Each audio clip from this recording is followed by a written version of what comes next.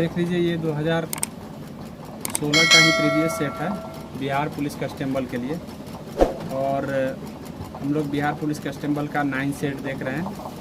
अभी और भी कुछ सेट है। पहले सेट को पूरा क्लियर प्रीवियस सेट को कर लेते हैं, उसके बाद आपका सारा डाउट और सारा कॉन्फिडेंस जो है ना बढ़ जाएगा। और उसके बाद है कि आप जो है एक लेवल तक पहुंच पाएंगे।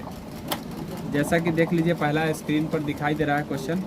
ये प्रश्न है कि निम्न में से एक वाक्य में क्रिया भक्षण करने का अर्थ किसका है। तो भक्षण करने का मतलब होता है नष्ट करना। नहीं, भक्षण करने का मतलब होता है दांत से खाना। दांत से खाने वाले को हम जो भोजन करता है उसको कहते हैं भक्षण करता है। क्या करता है? भक्षण। तो इसमें क्या है, दांत से खाने वाला क्या है? तो देख लीजिए, दांत से खाने वाला एक वो है, ठीक है। तो ये ध्यान में कर लीजिए। अगर ये शब्द नहीं समझ में आता हमको भक्षण करने का मतलब, तो हम नहीं बना पाते, ठीक है। ये चीज़ देख लीजिए। आगे देख लीजिए, आगे बोला है तू डाल डाल मैं पात पात का अर्थ क्या है। तो कहने का मतलब है कि चालाकी का जवाब चालाकी से अगर हम दे देते हैं तो उसी को कहते हैं तू डाल डाल मैं पात पात। यानी तुम जितना चालाक हो उससे ज़्यादा मैं चालाक हूँ। ये चीज़ कहने का मतलब ये, तो इसका अर्थ ये हो जाएगा। उल्लू सीधा करने का अर्थ तो सभी को पता होगा कि उल्लू सीधा करना यानी अपना काम निकालना। अपना काम निकालने का मतलब होता है उल्लू सीधा करना या चापलूसी करके अपना काम निकाल लेता है। अगला प्रश्न है, अगला बोला है कि संस्कृत के आकारांत शब्द, संस्कृत के आकारांत तो 2 शब्द होते हैं। एक होता है आकारांत, ठीक है, एक होता है आकारांत, ठीक है, आकारांत। तो ये दोनों में आप देखिए, जहाँ सीधे अ है वो संस्कृत के आकारांत शब्द पुल्लिंग होता है, लेकिन आ है तो इसका मतलब स्त्रीलिंग होता है। तो यहाँ पे आंसर क्या हो जाएगा? स्त्रीलिंग। यहाँ पे हो जाएगा स्त्रीलिंग। आगे बोला है ए रमेश यहाँ आओ। हाँ, तो ए बोल दिया, इसका मतलब ए रे वाह अरे अहो ये सब किस में आता है? संबोधन में आता है। तो इसमें कौन सा कारक है? संबोधन कारक। आगे देख लीजिए, चिड़िया का बहुवचन क्या होगा? चिड़िया का बहुवचन तो हम स्त्रीलिंग शब्दों में हम 2 तरह से बहुवचन करते हैं। एक तो या तो चंद बिंदु दे देते हैं, या तो हम अकेले दे करके अनुस्वार दे देते हैं। 2 तरह से करते हैं। तो चिड़िया में हम चंद बिंदु दे करके, जिसमें यह आया है उसमें चंद बिंदु दे करके हम उसका, ठीक है, पुल्लर बनाते हैं चिड़िया, ठीक है, याद रखिएगा। चिड़िया, चिड़ियों, यह ओकार आएगा, ठीक है, यह ओकार अनुस्वार आ जाएगा। ये हो जाएगा चिड़ियों। क्या हो जाएगा? चिड़ियों। आगे बोला है दही क्या शब्द क्या है? तो दही याद रखिएगा पुल्लिंग होता है, याद रखिएगा। दही पुल्लिंग है, ये बात ध्यान में।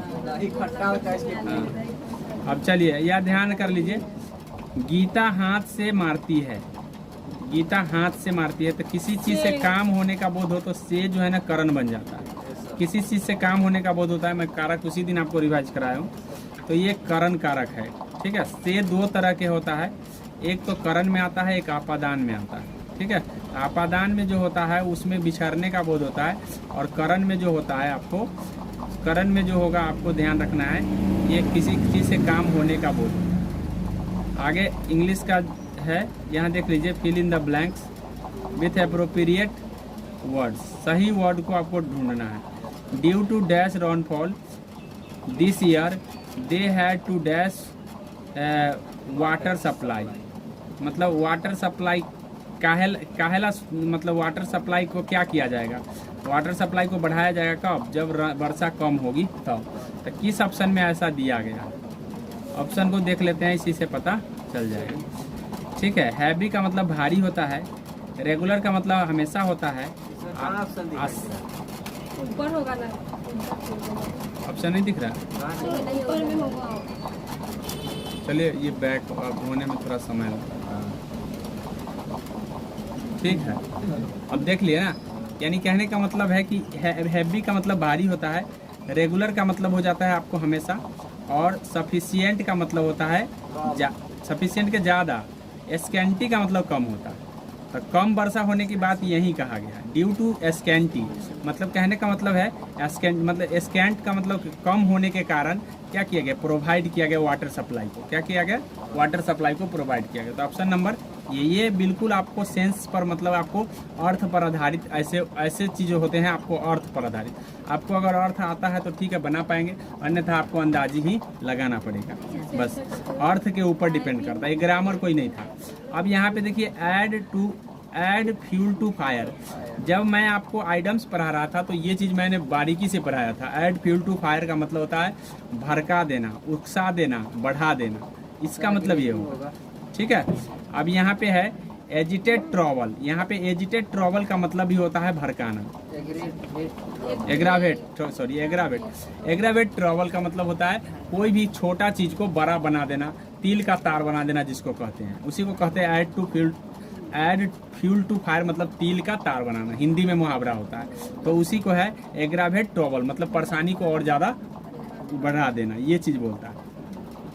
आगे बोला है find the one of the substitute, यहाँ सब्स्टिट्यूशन से भी आते हैं, याद रखिएगा। बहुत बच्चा को ये गलतफहमी होगा कि ये सब्स्टिट्यूट इसमें नहीं पूछा जाता है। तो आपके ग्रामर हो या वर्ड हो, वर्ड का कोई भी पार्ट पूछा जा सकता है, सब्स्टिट्यूट भी पूछा जा सकता है, आइटम्स भी पूछा जा सकता है, कुछ भी पूछा जा सकता है। इसीलिए आपको इंग्लिश के लिए हर तरह से मजबूत रहना होगा। इसलिए देख लीजिए यहाँ सब्स्टिट्यूट पूछा गया, बोला है कि यहाँ बोला है कि an instruction for viewing object at the distance, मतलब ऐसा कौन सा जो है इंस्ट्रूमेंट है, सॉरी ऐसा कौन सा यंत्र है जिससे हम बहुत दूरी चीज़ को देखते हैं, मतलब दूर के चीज़ों को देखते हैं। तो याद रखिएगा दूर के चीज़ों को देखने के लिए टेलीस्कोप की सहायता से, माइक्रोस्कोप तो सूक्ष्म चीज़ों को देखने के, छोटी चीज़ को देखने के लिए, और दूर की वस्तु को देखने के लिए टेलीस्कोप, जो नज़दीक है और छोटी चीज़ है उसको हम माइक्रोस्कोप बोलते हैं। माइक्रो से मतलब ही होता है छोटा, याद रखिए माइक्रो का मतलब ही होता है छोटा। अब छोटा है तो माइक्रोस्कोप से हम क्या देखेंगे, छोटी वस्तु को, और उस टेलीस्कोप से क्या देखेंगे, दूर की वस्तु को। ये ध्यान में कर लीजिए। अगला प्रश्न है आपका, story told to illustrate a moral spiritual truth, मतलब मोरल स्पिरिचुअल ट्रूथ जो बताने वाली जो कहानी होगी उसको क्या कहेंगे, तो उसको हम पैरेबल कहते हैं, याद रखिएगा, उसको हम पैरेबल कहते हैं, मतलब मोरल कहानी जो बताता है उसी को, ये ध्यान में कर लीजिए। अगला बोला है स्ट्रेंड इवरी नर्व, मतलब स्ट्रेंड इवरी नर्व का मतलब होता है कि पूरी जोर शोर से, पूरी ताकत से, पूरी जोर से, मतलब पूरा दम लगा के, इसको हम कहते हैं स्ट्रेंड इवरी नर्व। तो इसमें देख लीजिए स्ट्रेंड इवरी नर्व का मतलब होता है, यहाँ दिया है ट्राइड ऑल ट्रिक्स, तो पूरा का पूरा ट्रिक्स अपनी जितना जोर हो सके सब लगा दो, तो ट्राइड ऑल ट्रिक्स, मतलब जितना आपके पास दम खम है सब लगा दिए, तो हम उसी को कहते हैं स्ट्रेंड इवरी नर्व, मतलब हर चप्पा चप्पा छान मारना, इसका मतलब ये हो गया, जिसको ट्राइड ऑल ट्रिक्स हो जाएगा। आगे बोला है malice is a feeling that we should always avoid, मतलब वो चीज़ जो हम हमेशा एवॉइड करते हैं उसको हम क्या कहते हैं, तो मतलब हम उसको हटाना चाहते रहते हैं, तो इल विल को हम हमेशा हटाना चाहते हैं, मतलब जो हमारे अंदर के मन में जो मैल बैठा हुआ रहता है उस चीज़ को हम हमेशा हटाना चाहते हैं, उसको क्या कहते हैं, तो बुरी बात, मतलब अच्छी बात नहीं, बुरी बात। इल विल का मतलब होता है बुरा जो इच्छा है उसको हम हमेशा हटाना चाहते हैं, तो वही बोला है, इसका मतलब क्या होगा, तो मैंने बता दिया है आपको। आगे बोला है the opposite meaning of implicit का अपोजिट मीनिंग क्या होगा, तो इम्प्लीकेट का अपोजिट मीनिंग क्या होगा, तो यहाँ पे लिखा हुआ है करप्ट है, एक्यूज है और इग्जोनिरेट है, ठीक है। तो इम्प्लीकेट करने का मतलब होता है मतलब शामिल कर लेना, ठीक है, और एग्जोनरेट का मतलब है बाहर कर देना, यानी कहने का मतलब शामिल कर लेना का उल्टा हो जाएगा, ठीक है। एग्जोनरेट करना का मतलब हटा देना और इम्प्लीकेट का मतलब है शामिल कर लेना, ये ध्यान में कर लीजिए। अब आगे हम पढ़ रहे हैं, आगे दिया है कि देश के छोटे किसानों को परिभाषित किया गया है, वे किसान जिनके पास जोत क्षेत्र है तो याद रखिएगा किसान को तीन भागों में डिवाइड किया गया है।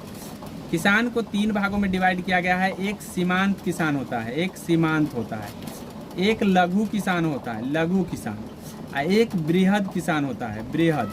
3 तरह के किसान होते हैं।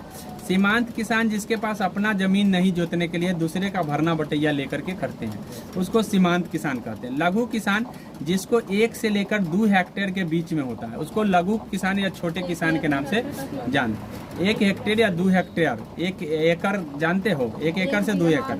हाँ, तो यानी कहने का मतलब है वही आसपास समझ लीजिए। और बृहद किसान जिसका 5 एकड़ से अधिक जमीन है, उसको हम कहते हैं बृहद किसान। तो मेरे ख्याल से समझ में आ गया होगा। अब यहाँ छोटा किसान बोला है तो बोला है 1 से 2 हेक्टेयर, 1 से 2 हेक्टेयर। आगे समझ में। चलिए अगला सवाल आपका है, चलो छूट गया। ये कहाँ हम आ गए जी? ये 17 अच्छा इस बैंकों की संख्या। अच्छा ठीक है। अब 18 नंबर होगा। 17 नंबर में बोला है कि भारत में राष्ट्रीयकृत बैंकों की संख्या है। तो मैं आपको बता दूं राष्ट्रीयकृत बैंकों की संख्या के लेकर के देश में जब से नरेंद्र मोदी जी नहीं आए हुए थे उससे पहले 21 गो राष्ट्रीयकृत बैंक था।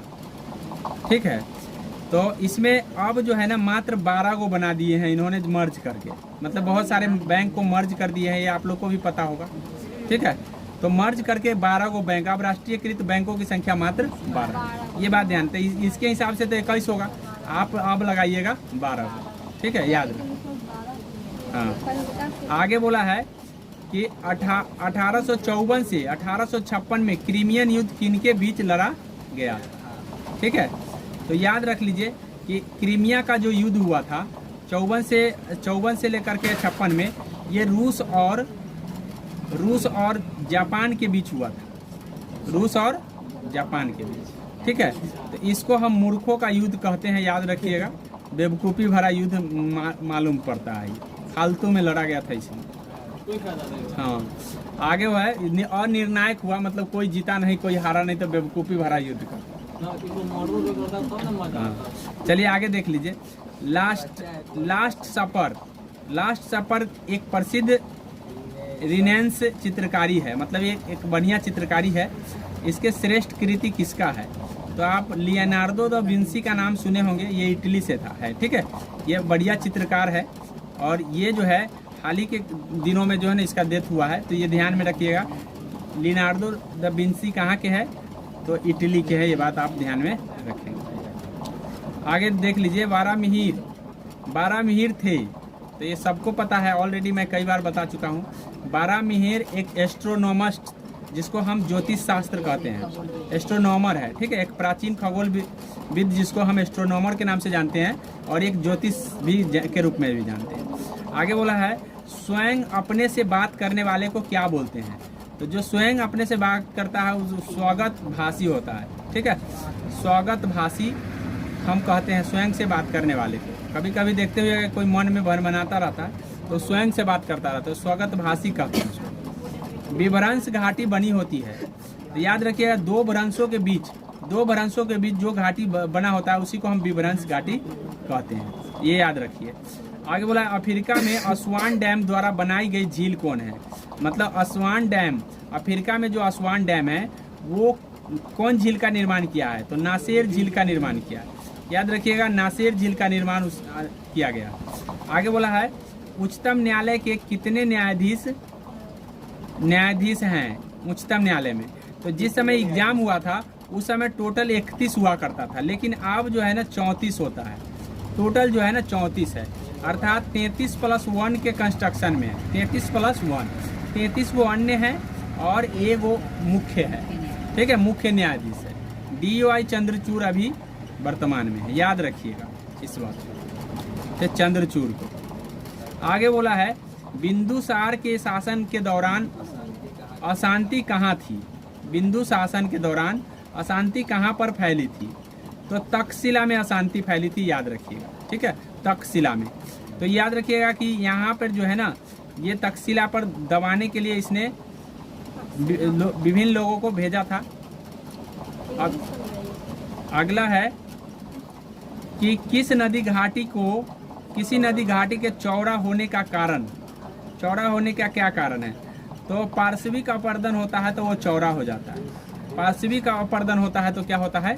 चौड़ा। मतलब नीचे से अगर वो कटान करेगा तो स्वाभाविक है कि वो चौड़ा हो जाएगा। आगे बोला है कंचनजंगा राष्ट्रीय पार्क कहाँ स्थित है?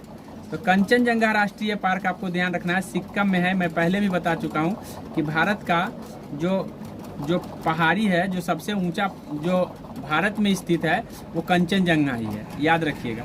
और अगर सीधे भारत में पूछता है तो K2 हो जाएगा, लेकिन भारत के हिमालय क्षेत्र में पूछता है तो कंचनजंगा हो जाता है, ये बात ध्यान में करें।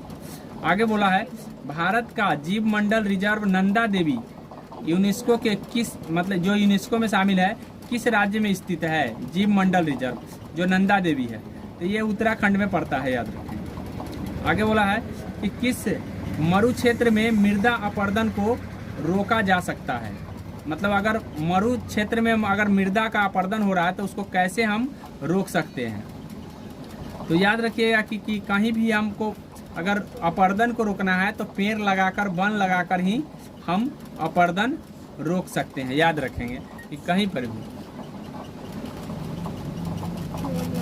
चलिए देख लीजिए, आगे बोला है कि भारत में तेल की पहली परिष्करणशाला स्थापित हुई थी। मतलब तेल शोधक कारखाना पहला बार कहाँ स्थापित हुआ था? तो असम के डिगबोई क्षेत्र में। आपको पता है, ये पहले भी पढ़ चुके हैं आप लोग। बोला है मशीन टूल का एक उदाहरण है। तो मशीन और टूल जो है ना पूंजी वाली वस्तु होता है, तो स्वाभाविक है आप कह देंगे कि ये पूंजीगत है। क्या है? बोला है गंधहार कला का मिश्रण थी। तो याद रखिएगा भारतीय और यूनानी के कला जो मिला, भारतीय और यूनानी, इसी को हम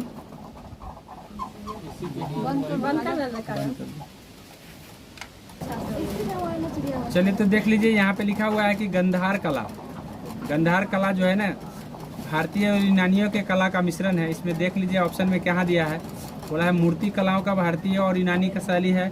मूर्ति कला के भारतीय और चीनी शैली है, तो चीनी शैली तो नहीं है, फारसी शैली भी नहीं है, तो आप ए ऑप्शन नंबर ए मार देंगे, यानी भारतीय और यूनानियों का शैली है मूर्ति कला का। आगे बोला है कि मोहम्मद गवान डैश के राज्य में एक प्रसिद्ध वजीर वकील थे। वजीर को ही वकील कहा जाता था, याद रखिएगा। यानी वो किसके? तो बहमनी साम्राज्य के राज्य में जो है ना वे वकील के रूप में थे गवान, याद रखेंगे, मोहम्मद गवान थे।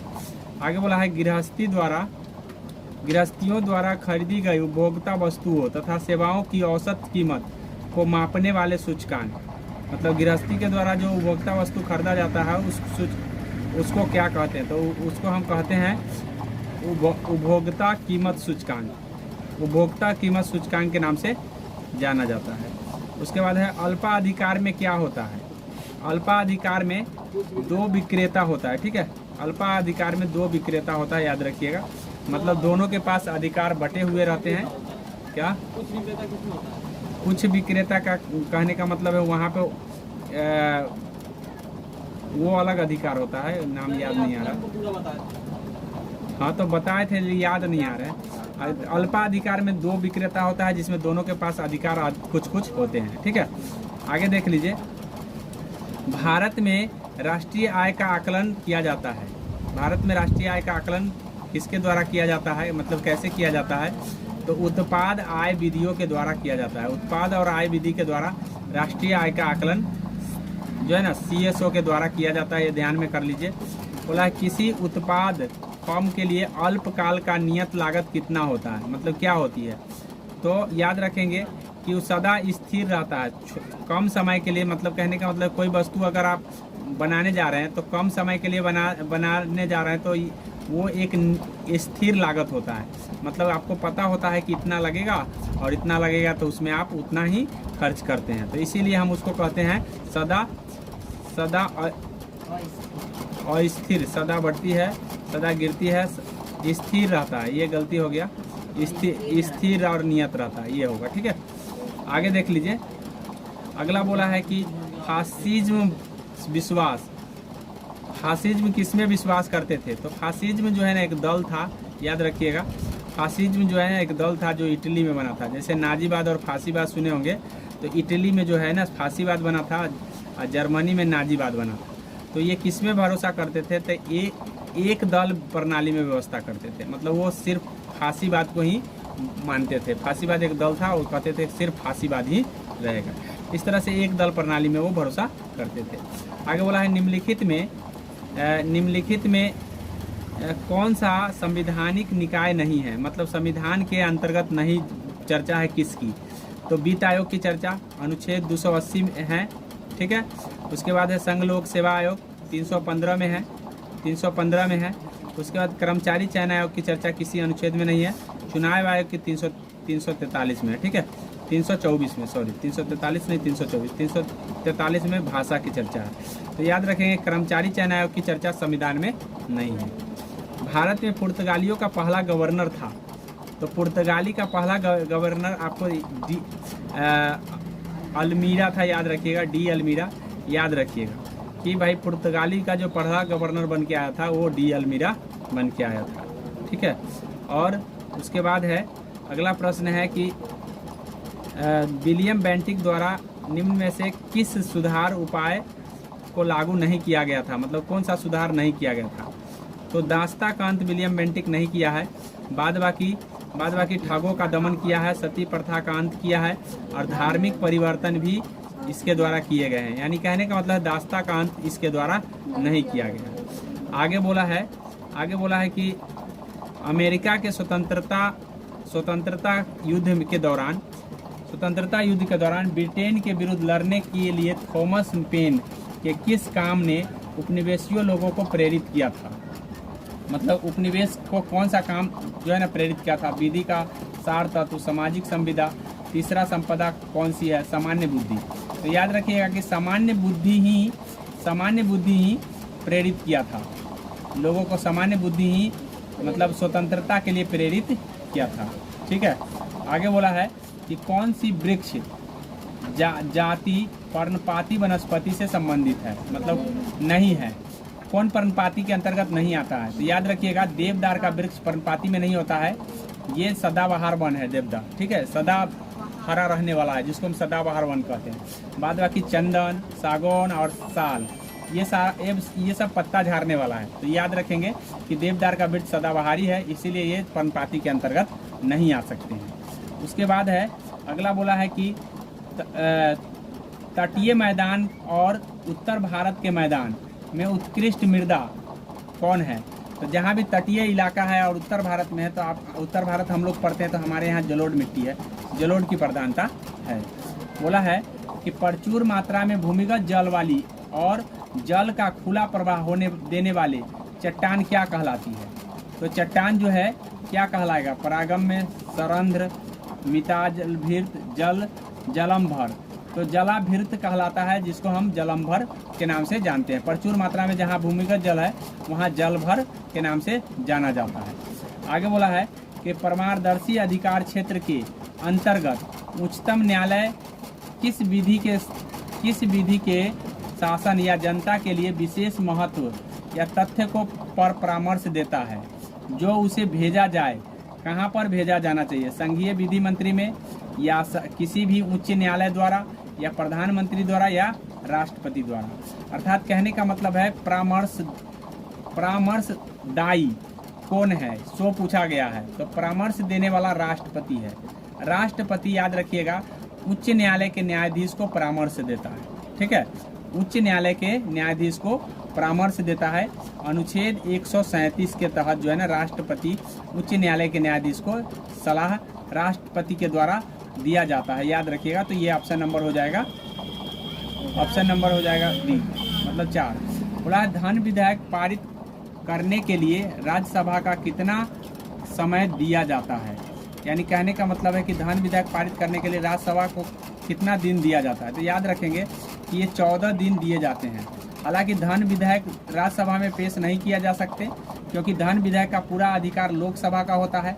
अगर राज्यसभा 14 दिन तक इसको हाँ न का जवाब दे तो दे, या नहीं तो 14 दिन में वो पारित हो जाएगा अपने आप, इसलिए 14 दिन का समय दिया जाता है। लेकिन साधारण विधेयक यही रहेगा तो 6 महीना समय हो जाता है। ये बात ध्यान रखिए। धन विधेयक और साधारण विधेयक में यही अंतर है, ये बात ध्यान में।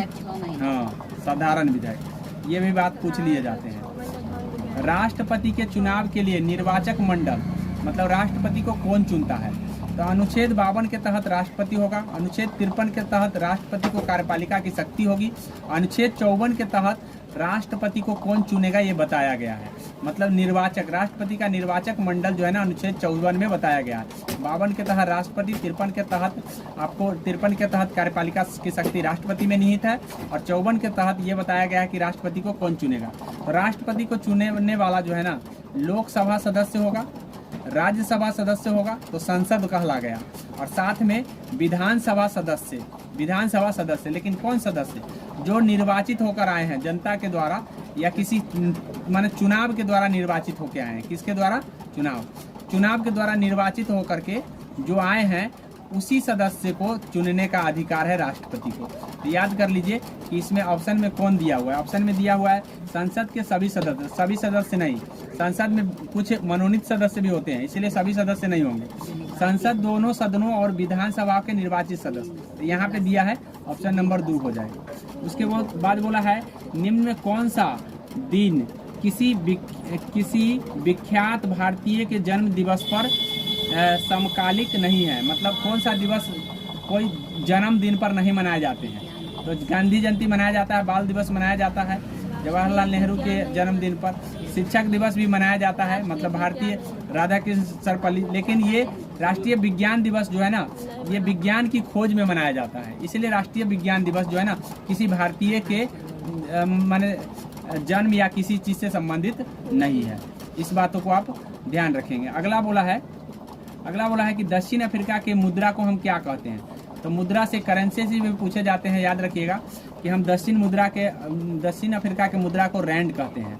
ठीक है, रियाल ईरान की मुद्रा है, दिरहम यूएई का मुद्रा है। ये बात में ध्यान में रख लीजिए। मतलब संयुक्त अरब अमीरात की मुद्रा दिरहम है, ईरान का मुद्रा रियाल है, और रैंड जो है ना आपको ध्यान रखना है रैंड है दक्षिण अफ्रीका का।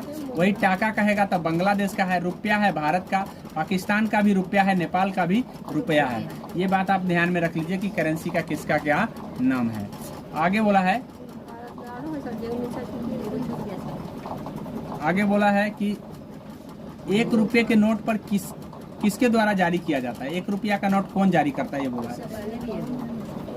भारत के 14 प्रमुख बैंकों का राष्ट्रीयकरण कब हुआ था। तो मैं राष्ट्रीयकरण भारत की राष्ट्रीय बैंकों के बारे में बता चुका हूँ कि पहले राष्ट्रीय जो है ना 14 को राष्ट्रीयकृत बैंक बना, फिर 6 को बना, फिर 1 को बना, इस तरह से टोटल 21 को बन गया था।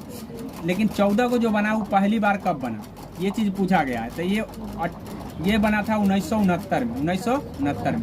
दूसरी बार जो 6 को बना 1980 में। जो अब जो है ना उसके बाद 21 को हो गया था टोटल बना करके। तो अब जो है 12 को राष्ट्रीयकृत बैंक है, ये बात ध्यान में करनी। अगला बोला है कि 1 रुपये के नोट कौन जारी करता है। तो 1 रुपये का नोट जो है जारी करने वाला वित्त मंत्री होता है। कौन होता है? वित्त मंत्रालय। ठीक है, वित्त मंत्री या वित्त मंत्री के साइन से होता है। यहाँ पे देख लीजिए, अगर 1 रुपया से ज़्यादा 2 रुपया के नोट से कहेगा तो वो है आरबीआई के गवर्नर। कौन होगा? आरबीआई के governor, reserve bank of India के द्वारा जारी किया जाता है। याद रखें। तो यहाँ पे ऑप्शन देख लेते हैं कि किसके द्वारा क्या क्या ऑप्शन दिए गए हैं। यहाँ पे रिजर्व बैंक तो दिया ही गया है, ठीक है, साथ में भारतीय स्टेट बैंक दिया है, तो ये सब होंगे नहीं ऑप्शन में। अब यहाँ पे देख लेते हैं क्या ऑप्शन है। देखिए, भारत के राष्ट्रपति नहीं होगा, भारत सरकार हो जाएगा। ठीक है, भारत सरकार हो जाएंगे।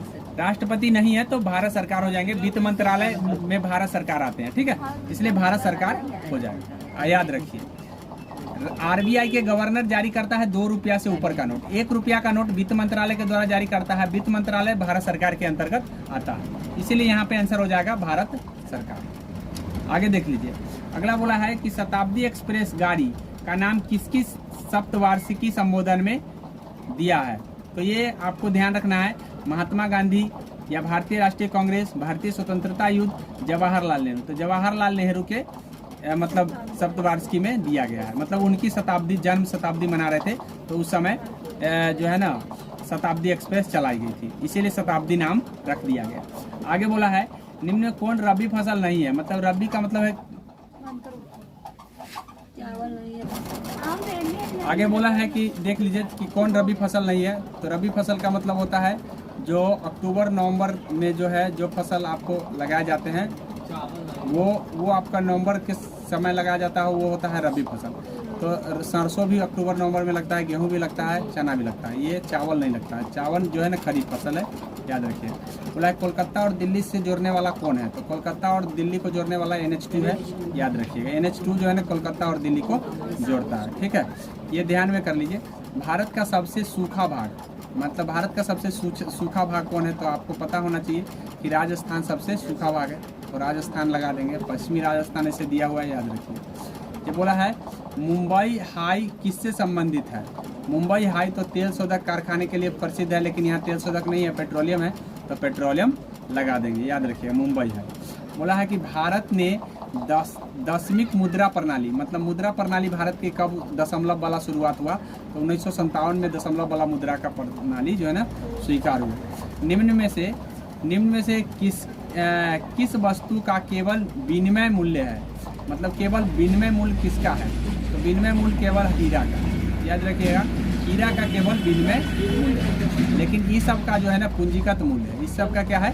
अब विनिमय मूल्य का मतलब ये होता है कि ये मूल्य जो है ना आपको जो ले तो लीजिएगा, लेकिन ये आपको कोई मुनाफा नहीं दिलाएगा।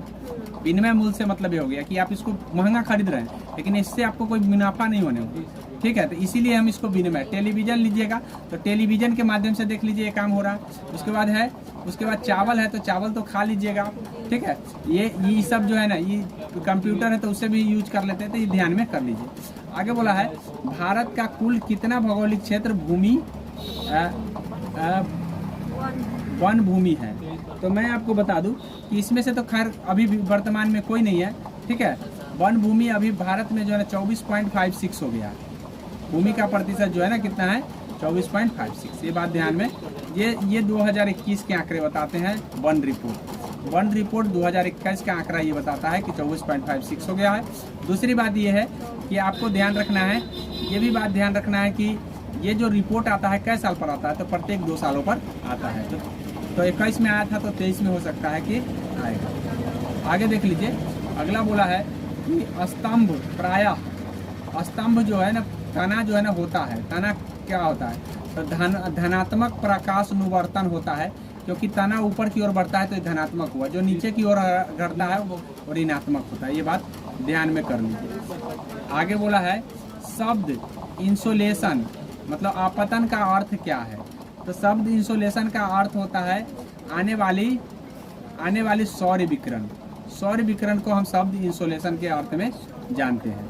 आगे बोला है कि टेरा रोसा एक लैटिन शब्द है, किसका है, तो लाल भूभाग को हम टेरा रोसा के नाम से जानते हैं। जहाँ लाल भूभाग है उसको हम टेरा रोसा कहते हैं। एक गोली टकराती और एक अनुप्रस्थ घर्षणहीन मेज पर पड़े एक ठोस ब्लॉक में धंस जाती है। इस प्रक्रिया में कौन सी भौतिक राशि सुरक्षित है, तो याद रखिएगा कि जो इसमें जो है ना कौन संरक्षित है, संवेग और गति बोला है केवल संवेग, तो संवेग केवल संरक्षित होता है, याद रखिएगा।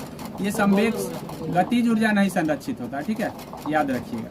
आगे बोला है दूध की संघनता मापने के लिए प्रयुक्त किया जाता है, मतलब दूध को हम किससे मापते हैं, तो लैक्टोमीटर से दूध की माप होती है, ये ध्यान में कर लीजिए। लगा दिए गलत सर। लैक्टोमीटर, गैलेक्टो नहीं होगा, लैक्टो होगा, क्या होगा, लैक्टोमीटर से नापते हैं, सर दूरबीन बना दे, लैक्टोमीटर से मापते हैं, हो गया। आगे देख लीजिए, एक पहाड़ी पर चढ़ते हुए वाहन का ड्राइवर गियर का अनुपात क्या होगा, तो अब इसमें से आप लोग बता सकते हैं क्या हो सकता है, आप अपना अनुमान लगाइए। कितना होना चाहिए, 1 के बराबर, 1 से ज्यादा ना काला, 1 से ज्यादा भी रख सकता है, 1 के बराबर, 1 जीरो नहीं कर सकता है, नहीं तो जीरो करेगा तो सीधे नीचे भड़क के चल जाएगा। गियर जब आप जीरो कीजिएगा तो आप भूल के, मतलब न्यूट्रल होने पर आप नहीं रोक पाइएगा उसको, पीछे भाग जाएंगे। यानी कहने का मतलब कि गाड़ी चढ़ते वक्त एक तो होना ही चाहिए, एक से ऊपर भी आप चढ़ा सकते हैं अगर गाड़ी का पावर ज़्यादा है तो इसीलिए आंसर हो जाएगा 4। बहुत एक के बराबर मार देगा तो एक के बराबर कोई जरूरी, जिसका पावर दो पर चढ़ने लायक है तो 2 पर भी चढ़ सकता है, अपना अपना पावर के ऊपर डिपेंड करता है। इसलिए गियर हर हाल में बना रहना चाहिए, एक या एक से अधिक। आगे समझिए, आगे देख लीजिए। तारों को जोड़ने की प्रक्रिया क्या कहलाती है? तो तारों की जोड़ने की प्रक्रिया श्रृंखला बंधन के नाम से जाना जाता है। कंप्यूटर में गणनाएं करने वाली कौन सा अवयव उत्तरदायी है? मतलब कौन, किसके कारण हम कंप्यूटर में गणना कर लेते हैं? तो उसमें मतलब ALU होता है, ALU होता है, जिसको हम अर्थमेटिक लॉजिक यूनिट के नाम से जानते हैं। याद रखिएगा, ALU का फुल फॉर्म है अर्थमेटिक लॉजिक यूनिट, जिसके कारण हम मैथीय गणना कर पाते हैं। उसके बाद बोला है कि MCB जो लघु पथन के मामले में विद्युत की पूर्ति को काट देता है। मतलब जब लघु पथन या शॉर्ट सर्किट होता है तो MCB लगाया जाता है, जिसके कारण वो विद्युत को काट देता है। क्या करता है, किस पर काम करता है? तो धारा के चुंबकीय प्रवाह पर काम करता है। MCB किस पर काम करता है? तो धारा के चुंबकीय प्रवाह पर काम करता है, ये याद रखिएगा। बोला है स्थिर गति के साथ वृत्ताकार पथ में चल रही वस्तु होता है। मतलब जब स्थिर गति के साथ जो है वृत्ताकार पथ पर कोई भी वस्तु चलता है तो याद रखिएगा, मतलब समान गति से भी चले चाहे कैसे भी चले, जब वृत्ताकार पथ पर चलेगा तो उसका दिशा बदलेगा तो वो त्वरित गति होगा। क्या होगा? त्वरित। ठीक है, त्वरित, एक समान त्वरित। बोला है कि चर त्वरित, तो चर त्वरित होगा। अब ये चर त्वरित क्या होता है? यानी त्वरण बदलता रहेगा। एक समान त्वरण तो कभी हो ही नहीं सकता है, क्योंकि त्वरण बदलते रहेंगे, उसके वेग बदलेंगे तो त्वरण भी बदल, इसी को हम त्वरित गति के नाम से जानते हैं। याद रखिएगा, चौर गति इसीलिए लिखा गया, चौर गति होगा इसका आंसर, याद रख लीजिए। ज़्यादातर बच्चा इसी में कंफ्यूज करेगा। ठीक है, आगे देख लीजिए। डैश काम की वही मात्रा है जो तंत्र प्रति एकक समय में कर सकता है। तो ऑप्शन से देख लेते हैं कि ऑप्शन में क्या दिया है। ऑप्शन में दिया है समय प्रवाह, परिवर्तन, निर्गमन और आंतरण। मतलब कहने का मतलब है संवेशन प्रवाह है, परिवर्तन है, निर्गमन है और अंतरण है। तो निर्गमन होगा, याद रखिएगा। आगे देख लीजिए। सहसंयोजक अणु एक उदाहरण है। मतलब जो है ना, यौगिक जो है ना 2 तरह का होता है। यौगिक 2 तरह का होता है, एक वैद्युत संयोजक और एक सहसंयोजक। तो वैद्युत संयोजक और सहसंयोजक में बोला है कि कौन इसमें सहसंयोजक है? तो कार्बन टेट्रा क्लोराइड जो होता है सहसंयोजक है, बाद बाकी लेड क्लोराइड आपका वैद्युत संयोजक है, पोटेशियम क्लोराइड वैद्युत संयोजक है, सोडियम क्लोराइड भी वैद्युत, मतलब इसमें वैद्युत अपघटन या वैद्युत संयोजन होता है। इसीलिए मतलब इसमें इलेक्ट्रॉनों का लेन देन, मतलब इलेक्ट्रॉनों का साझा नहीं होता है, बल्कि इलेक्ट्रॉनों जो है ना कम बेस होते हैं, इसके आधार पर है। आगे बोला है कि सभी अम्लों का साझा तत्व कौन है? तो सभी अम्लों का साझा तत्व जो है आपको ध्यान रखना है, नाइट्रोजन, सल्फर, हाइड्रोजन। तो हाइड्रोजन में लगभग सभी अम्ल जो है ना में हाइड्रोजन लगभग पाए जाते हैं, इसीलिए सभी अम्लों का साझा तत्व हाइड्रोजन को कहा जाता है। बोला है टिकिया या कैप्सूल वाली दवाई की शीशियों में सिलिका जेल का एक छोटा पाउच रखा जाता है गैस के अवशोषण के लिए। मतलब जो टिकिया होता है उसके कैप्सूल में एक सिलिका जेल काहे रख दिया जाता है? गैसों का अवशोषण करने के लिए, शीशी को गर्म रखने के लिए, बैक्टीरिया को मारने के लिए, नमी को सोखने के लिए। तो नमी को सोखने के लिए, ताकि नमी नहीं आएगा, याद रखिए, नमी को सोखने के लिए। टिकिया कैप्सूल में दवाई की शीशी में सिलिका जेल का एक छोटा पाउच क्यों रखा जाता है? तो नमी को सोखने के लिए। आगे बोला है एल्युमिनियम ऑक्साइड होता है। एल्युमिनियम का ऑक्साइड द्विधर्मी या उभयधर्मी होता है, जिसको द्विधर्मी या उभयधर्मी दोनों को सेमी कहते हैं। अब याद रखिए, एल्युमिनियम ऑक्साइड हो चाहे जिंक ऑक्साइड हो, ये दोनों ही उभयधर्मी हैं। तो याद रख लेंगे जिंक ऑक्साइड और एल्युमिनियम। अब ये उभयधर्मी से क्या मतलब है? तो जिसका अम्लीयता और क्षारीयता दोनों गुण हो, जिसमें अम्लीय और क्षारीय दोनों गुण मौजूद हो, उसको हम उभयधर्मी के नाम से या द्विधर्मी के नाम से जानते हैं। आगे बोला है निम्नलिखित में कौन सा कथन गलत है? मतलब कौन गलत है ये बोला है। तो गलत में आप देख लीजिए, बोला है पित्त अम्लीय होता है, तो ये तो सरासरी गलत है, क्योंकि पित्त क्षारीय होता है। मैं आपको कई बार बता चुका हूँ, पित्त क्या है, क्षार है, पित्त जो है ना क्षार है, और इसी के कारण से कोई भी एंजाइम सक्रिय हो पाता है, ठीक है। पित्ताशय से पित्तरस निकलता है। अगला है कि निम्नलिखित में सदिश राशि कौन है। तो ये तो सबको पता है कि सदिश राशि कौन है। वेग जो है ना एक सदिश राशि है, वेग जो है एक सदिश राशि है। दरमियान, लंबाई, समय, ये सब अदिश राशि के अंतर्गत आते हैं। बोला है कि चार जारों में, मतलब 4 बर्तनों में, एगो में O2 है, एगो में CO2 है, एगो में H2 है, एगो में N2 भरी है। निम्नलिखित में से किस परिरक्षण द्वारा इन चारों गैस की पहचान की जा सकती है। मतलब कौन सा जांच करेंगे कि चारों को हम पहचान कर लेंगे। गैस में जलता हुआ कागज डालकर, गैस में जलता हुआ मैग्नीशियम टुकड़ा डालकर, चूने के पानी गैस में गुजारकर, उपयुक्त में से कोई नहीं। तो चारों गैस को जानने के लिए इसमें से कोई नहीं, ठीक है, इसमें से कोई नहीं होगा, ठीक है, कि चारों गैस एक साथ पता नहीं चलेगा, ठीक है। आगे देख लीजिए, वह तत्व जिसका परमाणु क्रमांक, परमाणु भार समान होता है। तो मात्र एक ही तत्व है जिसका परमाणु क्रमांक और परमाणु भार समान है। हाइड्रोजन का परमाणु क्रमांक 1 होता है, या 1 पॉइंट समथिंग जो है ना, इसका भार भी होता है। तो इसीलिए इसके भार और मतलब क्रमांक दोनों ही सेम होता है। तो हाइड्रोजन इसमें दिया गया है। आगे बोला है कि दांतों एवं हड्डियों में उपस्थित रहता है। दांत और हड्डी में कौन चीज उपस्थित रहता है। तो कैल्शियम फॉस्फेट रहता है दांत और हड्डी में, याद रखिए। दांत और हड्डी में कौन चीज उपस्थित रहता है, कैल्शियम फॉस्फेट। आगे बोला है कि सामान्य द्रव ऊंचे तल से नीचे तल की ओर प्रवाहित होती है। निम्नलिखित में से कौन सा द्रव ग्लास में रखने पर ऊपर की ओर चढ़ता है। मतलब जनरली कोई द्रव होगा तो ऊपर से क्या होगा, नीचे आता है, लेकिन जो है कौन सा द्रव है जो ऊपर चढ़ता है, ये चीज बोला गया है। जल है, पेट्रोल है, द्रव हीलियम है, द्रव नाइट्रोजन है। तो द्रव हीलियम जो है ना ऊपर की ओर चढ़ता है, ये बात ध्यान में कर लीजिए। मतलब सभी जो है ना नीचे आता है, लेकिन ये ऊपर की ओर नहीं, ऊपर नहीं चढ़ता है। नीचे और रखिएगा तो नीचे आ जाएगा, लेकिन वो जो है ना हीलियम जो है ना नीचे से क्या आ जाएगा, ऊपर आ जाएगा, ठीक है। नीचे जाएगा, ऊपर फिर आ जाएगा। कह रहा है कि स्पष्ट प्रतिध्वनि तभी सुनाई देगी। तो मैं जब पढ़ा रहा था आपको ध्वनि तभी बताया था कि कितना मीटर होना चाहिए प्रतिध्वनि सुनने के लिए। तो 17 मीटर होना चाहिए प्रतिध्वनि सुनने के लिए।